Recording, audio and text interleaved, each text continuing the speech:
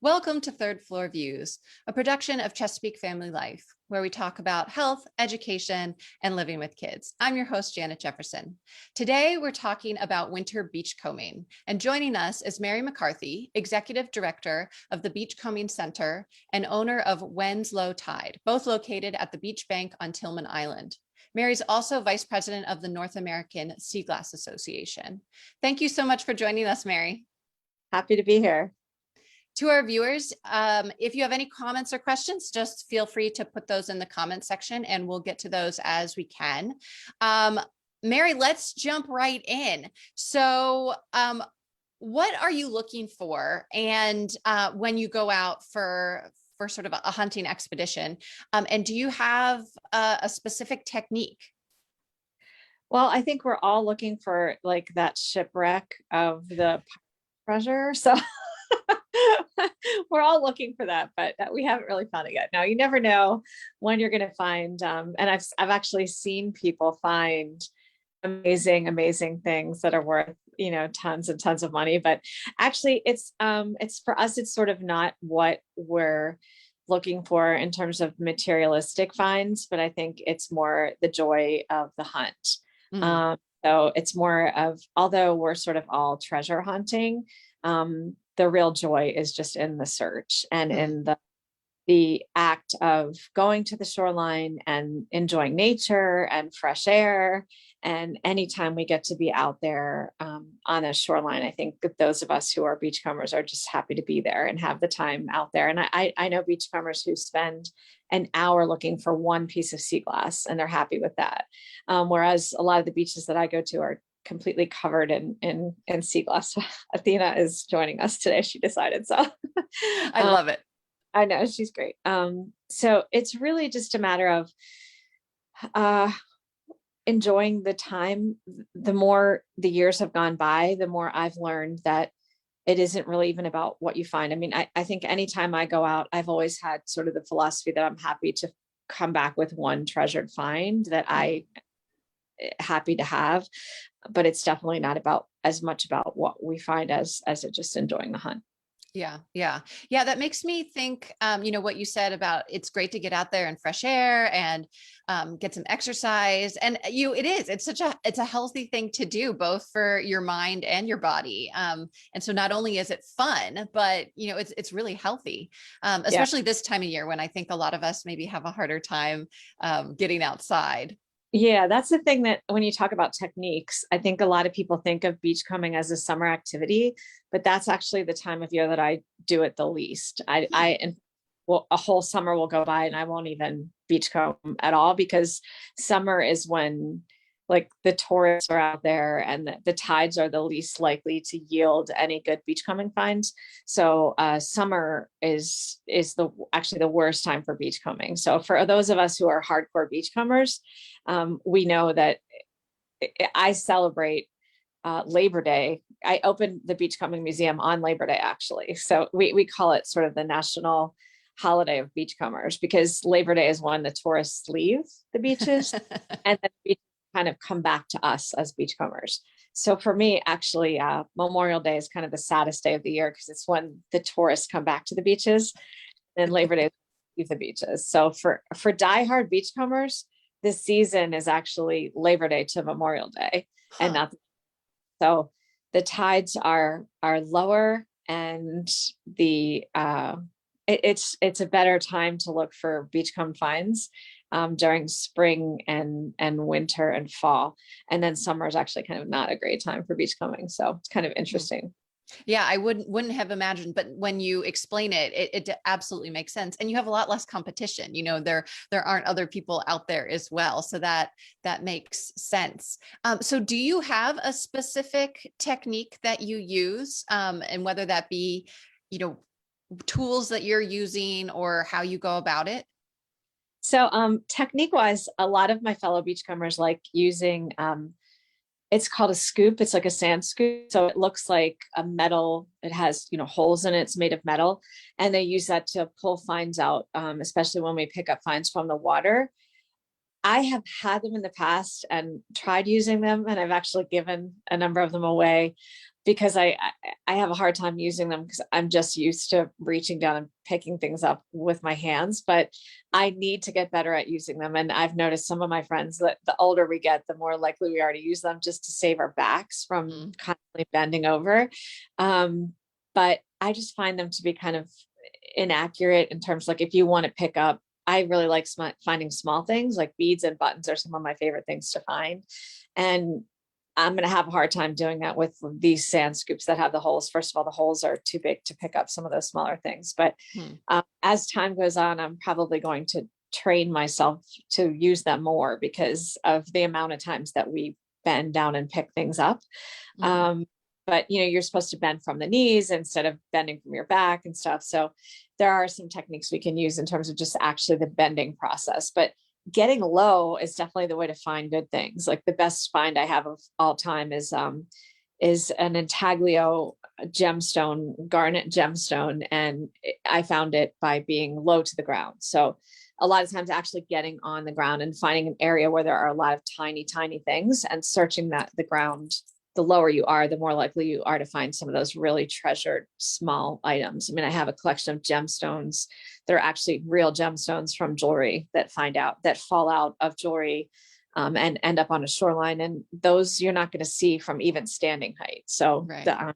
getting low and finding some of those tiny treasures is definitely a technique that I recommend, is sort of finding an area of like gravel where it looks like those things might be, and then sort of getting down and taking a look at them.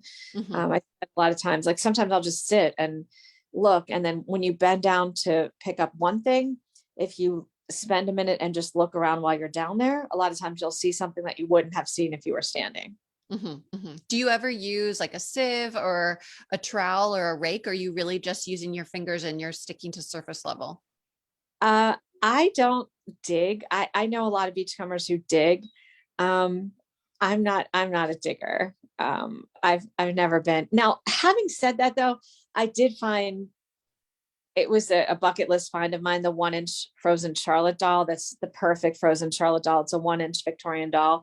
And I found that not by digging, but by just shuffling around the surface with my foot, because it was an area where it looked like there was going to be a lot of good stuff. And I just kind of like disturbed the surface a little bit. And that's how I found her. So there's something to be said for that. But to me, I feel like there's a book called A Gift from the Sea, and it's about being given gifts that were meant for you to have. And I sort of believe in that idea that if you're meant to have something, it's going to be there. And so the book is about sort of not being too greedy, and Hmm. like that idea of like digging for Hmm. things. In particular, I'm very upset when I see beachcombers who dig at the coastal erosion of a wall that's eroding into the, I don't like to see that, because especially if it's causing additional coastal erosion. I really don't Mhm. like to see people digging at a wall where that's the coastline that you're digging at. So you're Mhm. actually advancing coastal erosion. Mhm. I don't like to see that. I'm like, yikes, you can wait for a couple more high tides to bring those items out onto the shoreline. So Right. I feel Right. like if something's meant to be for you to have it, it'll be on the shoreline for you to find. Yeah. Yeah. That makes sense. So you said you'll be walking, you'll see an area that looks like there might be some good stuff. How do you know that? Like, where is there, what are you looking for that sticks out that you're like, oh yeah, that's a good spot? What do you see? What are some clues? I feel like, Or is it just intuition or experience? Like I've done yeah. this for so long, I just know.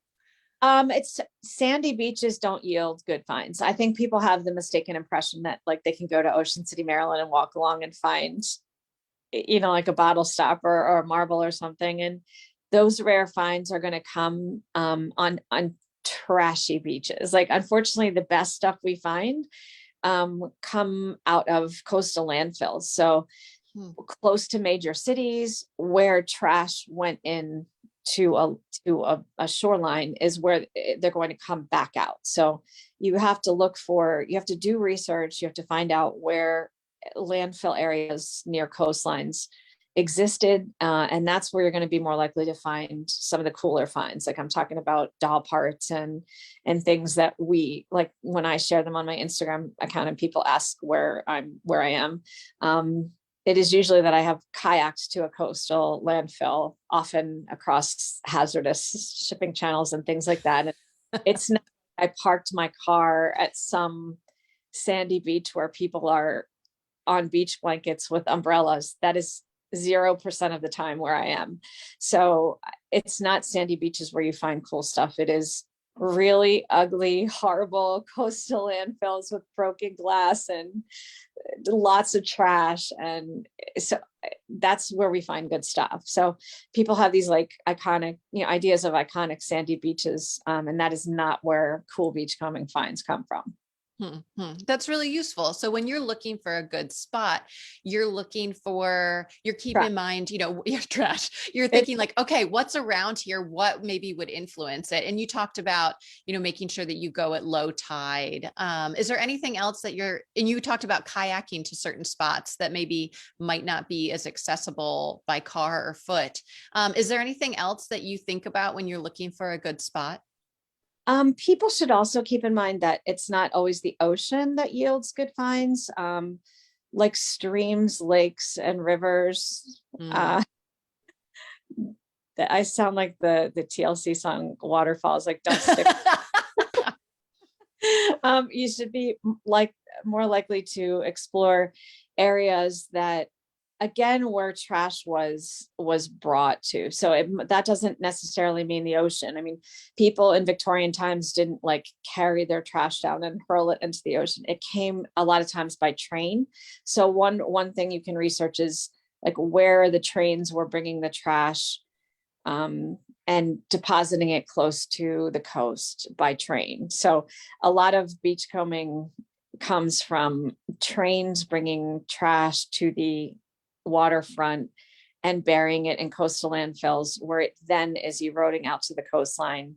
So if you look for train, it's a lot of it is homework and research, and then be close to where you are. Like people are almost every day, someone asks me, and I post to Instagram a lot less than I used to for this reason, that people are like, where are you? Where did you find that? Where can I go find that too? And I'm like, again, it's not like I can publish this list of like, here are a whole bunch of places you can drive your car to and take your little picnic basket and your blanket. Like that is not what it's about here. You have to find your own spot near you, wherever you are, that is going to yield the best find. And that could be, again, it could be a lake, a river, a stream in the woods where local community was bringing their trash, and those like cool historic bottles are now eroding out in this kind of neat wooded stream. Like I've seen people find amazing things in streams and rivers and lakes and all kinds of different places. And it's just a matter of finding that cool spot near you, not the cool spot near me, but the cool spot near where you are. So it's definitely studying the tide times and looking on Google Maps and Google Earth and local historical societies and local research into, sometimes you can research landfills and where they are near the coast. And so it's just a matter of kind of doing the homework and finding out where it is. So yeah, it's an interesting process to kind of look for where these places are, where stuff is washing out. So what do you think have been maybe some of your coolest finds or favorite finds or most interesting finds? So I have on Instagram, like my account is Mary T. McCarthy, but I actually have a hashtag that's called like Mary Mac Fave Finds. And I think it's MaryMacFav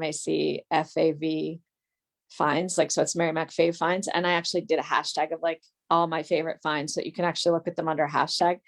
But for me, definitely the garnet intaglio. It's the head of Artemis, who is the goddess of the moon and the hunt. So and cool. The fact that it's actually the goddess Artemis, the fact that she's the goddess of the moon and the hunt, which is how we hunt, by the moon. So it's obviously when it's full moon, low tide, that's the time of the month where we find the best stuff. So to have found her when I did, with a whole bunch of other beachcombers on the beach who had passed her, they had all passed her twice when I found her. She's just she's going to be very hard to beat. She came from a piece of jewelry, and I love her to death, and she's just really cool. So I've found many cool things over the years, like a mermaid figurine, which is amazing. That's my favorite find from the Chesapeake for sure. And just some really fun stuff. But yeah, that hashtag definitely has kind of all my collective. It's really cool to find gemstones. I really like tiny stuff. Gemstones and beads are definitely something that I really enjoy finding because of the difficulty level, I guess. Like when you find a gemstone that was in jewelry, it's just so incredible to find something so tiny. So I really love finding tiny things for sure. So how often are you finding something that really makes you super excited? Do you find something, almost every time you go out, or is it a true rare thing? So my business Winslow Tide is I have a candle company that's a treasure candle company. So I hide beach treasures inside the candles, and that's what keeps the museum open that I run. So I only get to go out to the beach once a month now because I'm so busy running my museum and my company. So that has made me treasure my time on the beach more. I don't take it for granted. I feel very fortunate to be able to get out to the beach even just that one time a month.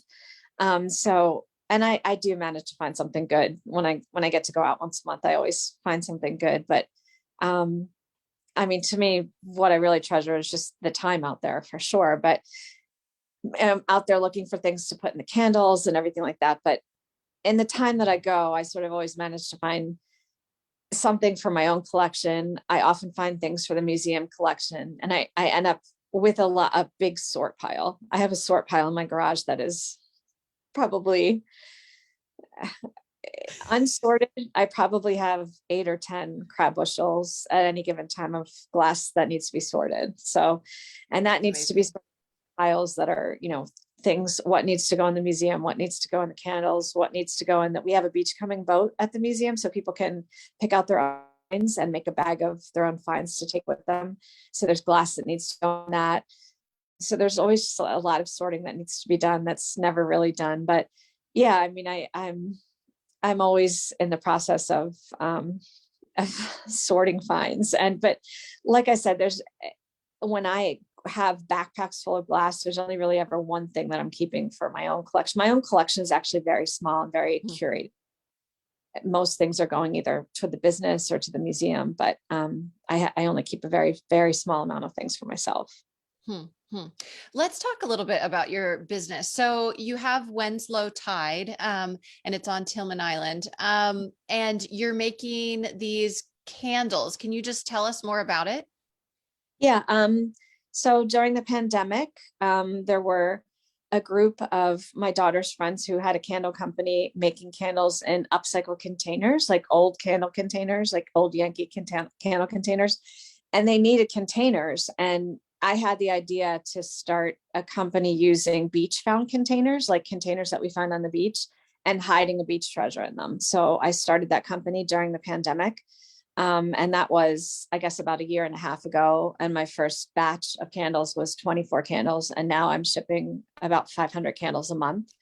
So it worked out. I mean, it's become pretty busy and successful, I guess, in some ways. And now I have my own building. It's a 1915 bank on Tillman Island that is a beachcombing center museum, which was a vision that had been going on for many years. There's a group of people of us that really wanted to have a beachcombing museum. So it's an international museum of beachcombed finds. And the sales of the candles benefit the museum. So a portion of every candle sale goes toward keeping the museum running. So the building is, the front part is the museum, the middle part is the shop, and then the back part is my candle making studio. So I pour like 50 different scents of candles, and I ship them all over the world. So that's incredible. So tell me a little bit more about the museum.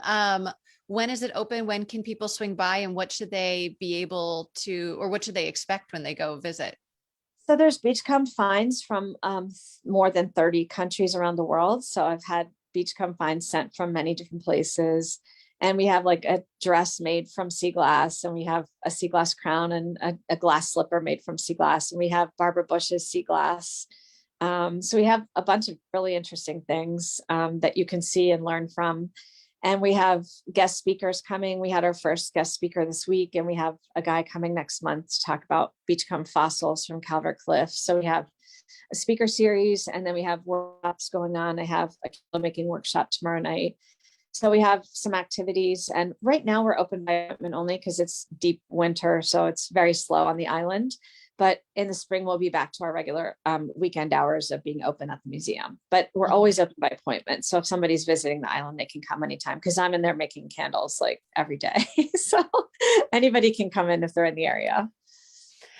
Do you ever have people wander in with questions, like they found something on the beach and they're hoping to learn more about it? And do you feel like you can serve as a resource for that? Or is it just like, oh my gosh, you never know what you're going to find on the beach and No, it's hard to ID this stuff? I do Seaglass identification like a lot.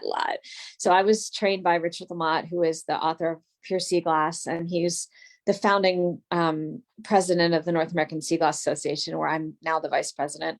So I was fortunate to train with him for many, many years and travel to Seaglass shows around the country with him. And so luckily I learned a lot about Seaglass identification because I do it almost every day. Somebody usually online sends me photographs of things they found. Just this morning I was doing Seaglass identification. Last night it's literally almost every day someone from somewhere in the world sends me a picture of something they found. Huh. And usually I end up asking them for a video because if they just send me one side, I can't see. I need to see kind of all the angles. So I'll ask them to send me a video if they can. But I definitely serve in that educational capacity. I'm the education chair for the North American Seaglass Association. So education is what the museum is all about, and certainly what I do almost every single day, helping people identify what time period their piece is from or what it actually came from. I love nothing more than sending them a picture of the original thing that their piece came from, and they're like, oh my God. And I'm like, well, I've done this a lot. So I mean, like after a while, I've learned a lot about historic glass across time, what time period different glass pieces came from, what manufacturers they came from, and so forth. So I like it when I'm able to do that. It's frustrating to me when I can't, but sometimes when a piece has been battered all the way down, it's kind of hard to tell what it's from, but there's certain patterns and colors and ways you can tell. So it's always fun to be able to solve that mystery. That is incredible. So then what are you looking for when you are focusing on identification? You said patterns and colors, like how, are people just bringing you small pieces or are they bringing you like full intact bottles? Sometimes it's a bottle, and then bottles are certainly easier to identify if they have the whole bottle.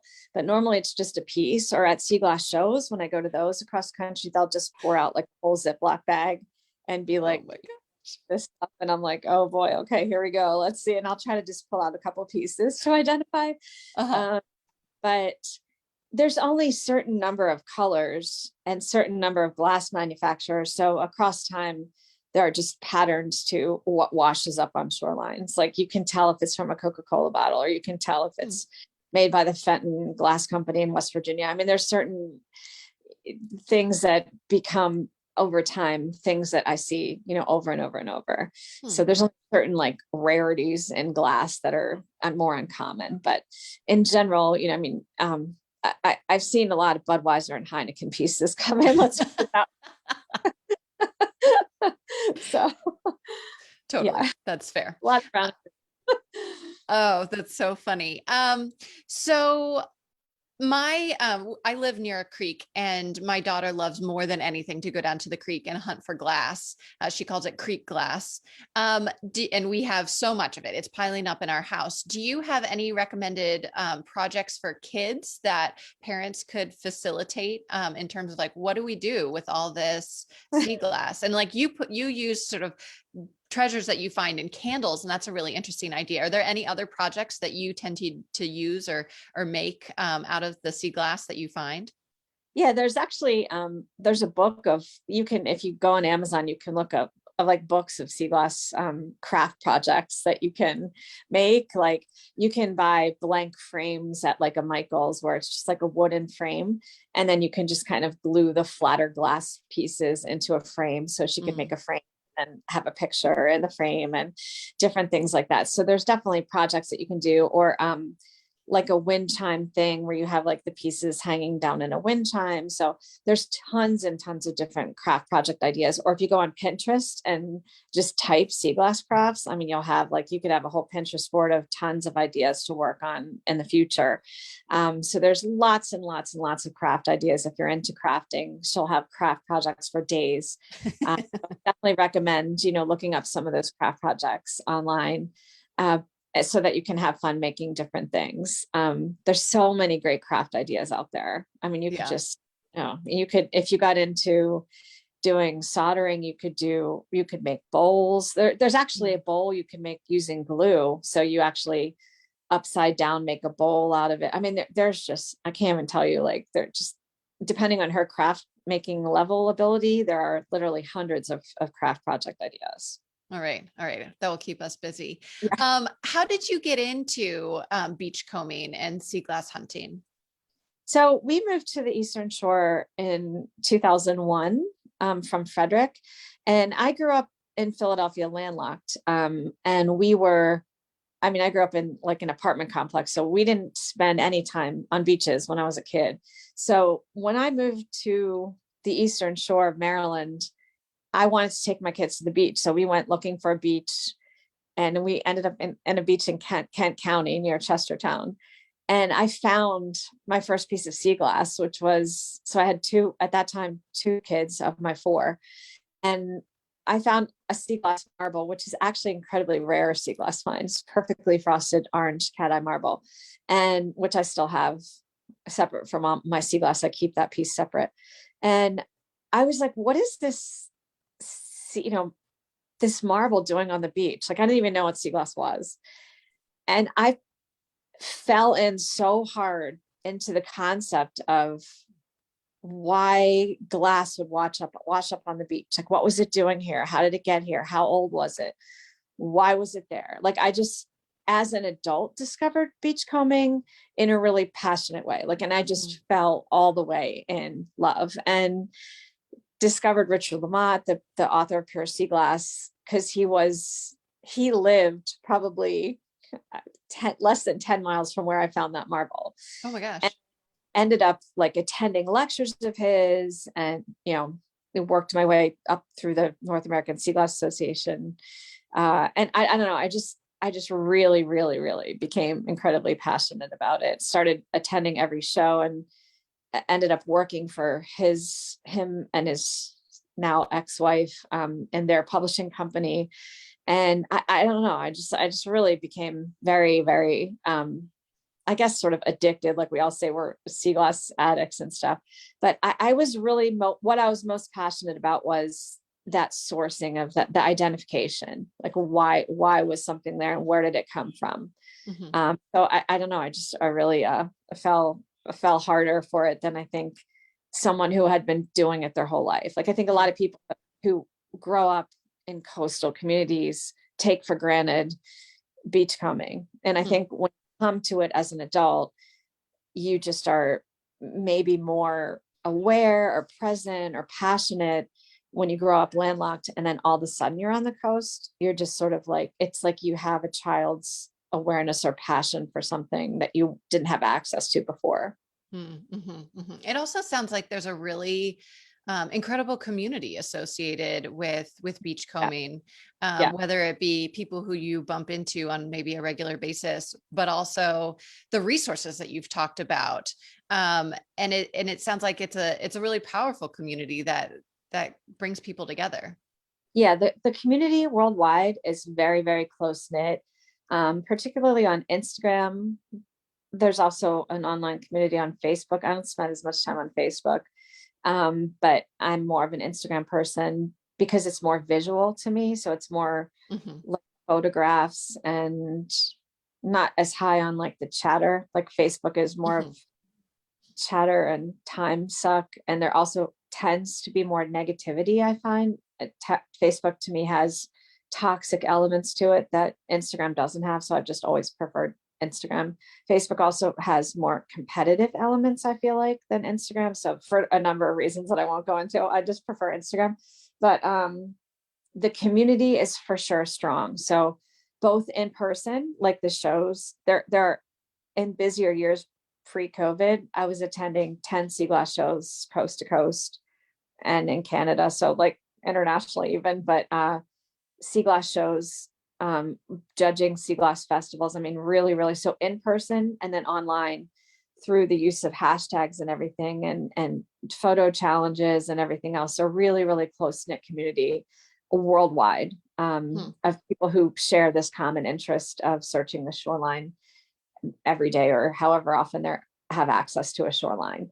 They're really wonderful community of people who enjoy the same thing. And just like any other, just like photographers have a community or artists have any type of interest that people share that have a passionate community. Beachcombers definitely have that community for sure too. Yeah, it sounds like it. With that, could you tell us just a little bit more about the North American Seaglass Association and what role it serves within the community?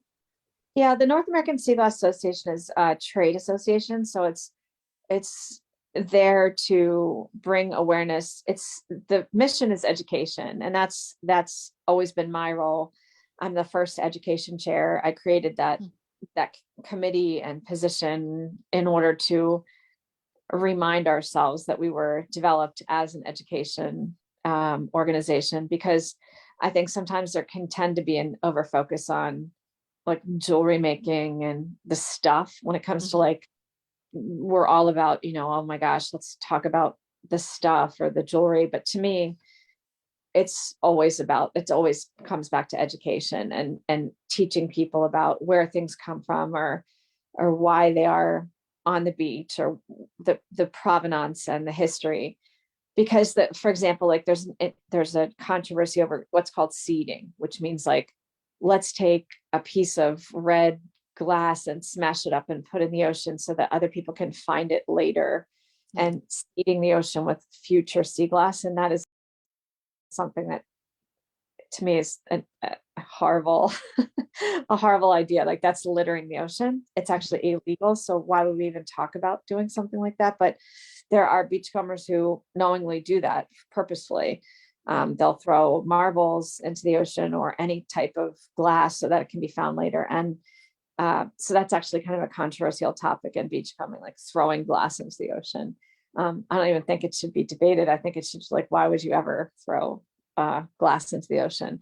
It's not a tumbler. It's a body of water with living organisms in it. You don't throw trash into it. Like, I mean, it's one thing to find trash and remove it, then we're doing a service, but to actually throw glass, and I just won't even get started on that. But anyway, that's like North American Seaglass Association is there to like teach people about the difference between fake sea glass and real sea glass, for example. So people also manufacture sea glass. It's a huge and to manufacture fake sea glass. So overseas and within our own country, people tumble glass in a tumbler and then sell it as sea glass.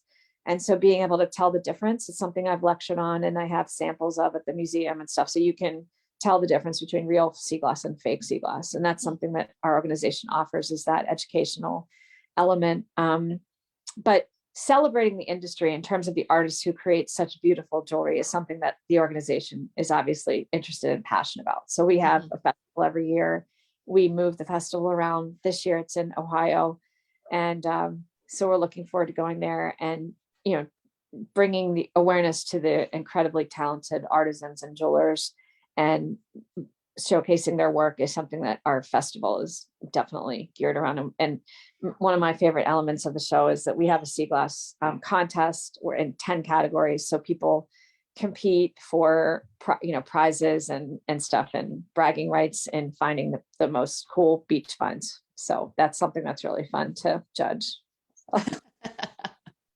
Well, thank you so much, Mary McCarthy, for talking with us today about tips and tricks for beachcombing, and then also sharing with us so much about the history and the culture and the community associated with beachcombing. So thank you.